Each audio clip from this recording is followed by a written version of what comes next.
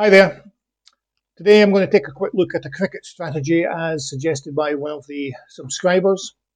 I've actually already set up the strategy itself, so let me just quickly open up the strategy editor and we'll run through what it does. Essentially, the premise is that the market will move fairly quickly after the toss has been made. So obviously one team, depending on whether they decide to bat or field, the odds will move in one team's favour and the other one will move out. So what the suggestion was that we lay both with a late back trade with trailing stop loss and so on. So that's what we're essentially going to do. Now the toss generally happens 30 minutes before the start. So this rule will kick in 31 minutes and it will lay both sides. Using the late back option, it will take the best lay odds. It has an offset as suggested by the subscriber of 8 ticks. So we're going to do smart bets.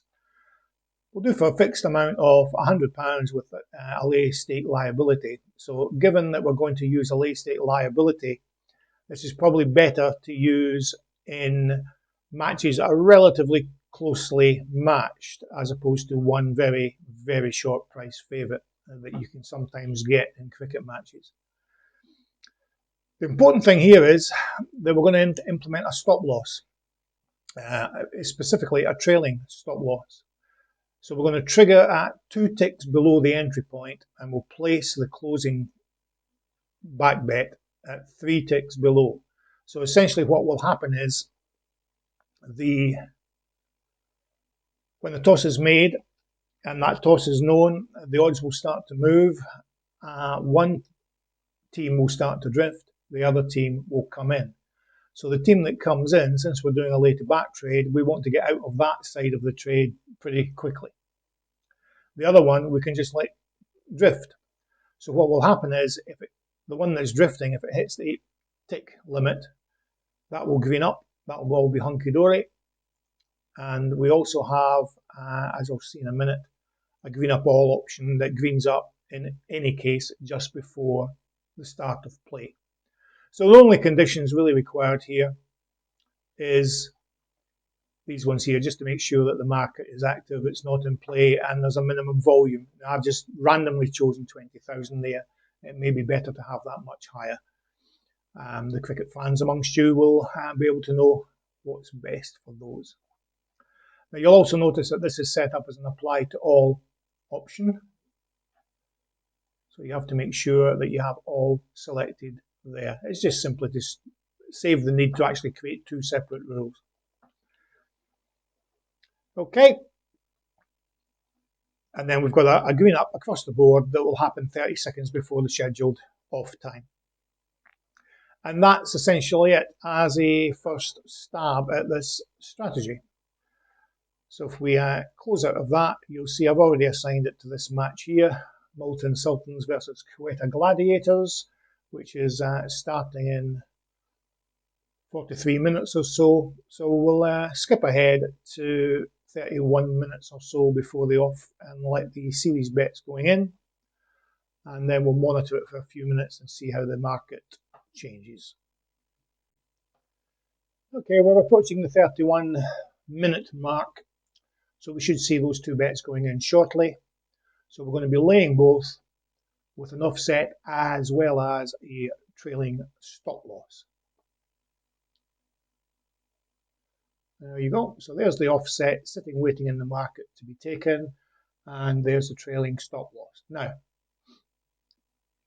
there is another market to win the toss market for this particular match. And if we open up that, wrong window.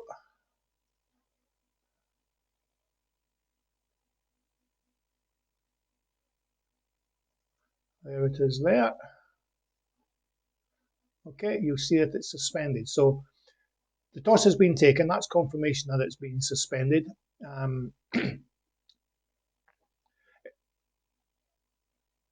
So we're happy that the toss has been taken. So we really just need to sit back and wait for that other market to do its business.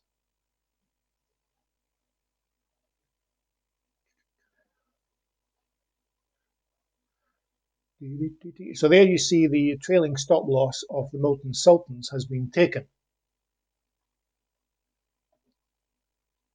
Now that may actually be a function of how low the market volume is. So again, you might want to look at liquidity for the market that you're getting involved in. But that lets you see the principle. So the trailing stop loss is to try and grab the one that's moving against the lay before it gets out of hand. And then we can just sit back and watch the other one drift. Well, that's the theory. So again, I'm going to zip ahead to either when this back bet is taken to close off the trade, or indeed if it's not taken, it doesn't get that far, the closing green up all option is taken here. So that happens 30 seconds before. So I'll come back to this match shortly. And you can see we're actually in the green at the moment. We're coming up to the get out point on Quetta Gladiators. Keeping in mind I'm in simulation mode, so this money isn't real money in the market. Just testing at the moment. But it seems to be doing what it's meant to be doing in principle. And you can see there the Milton Sultans have come in a reasonable amount in the first few minutes, having placed the bets.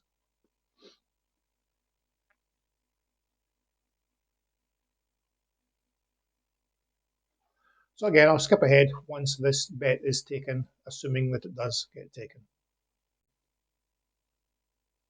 And now you see all the bets have been cleared away. We're green across the board. There's a slight imbalance there simply because of the traded out loss on the Milton Sultans.